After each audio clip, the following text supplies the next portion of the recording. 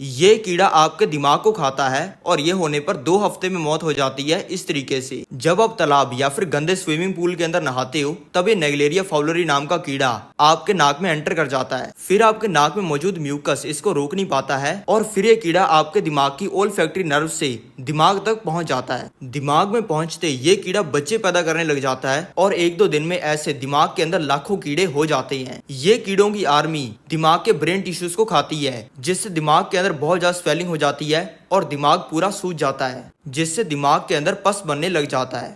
ये होने पर आपके पास में जीवन के कुछ पल ही बचे होते हैं। फिर आप किसी भी चीज को टेस्ट या फिर स्मेल नहीं कर पाते हो। दिमाग बहुत ज्यादा दर्द करने लग जाता है, बहुत ज्यादा बुखार होने स्टार्ट हो जाते हैं और उल्टियां होने लग जाती हैं। इसके 5 दिन बाद हेलुसिनेशंस होने लग जाती हैं, यानी कि आपको वो चीजें दिखने लग जाती हैं जो कि है ही नहीं, और धीरे धीरे करके आपकी बॉडी से सारा कंट्रोल चला जाता है और आपकी मौत हो जाती है।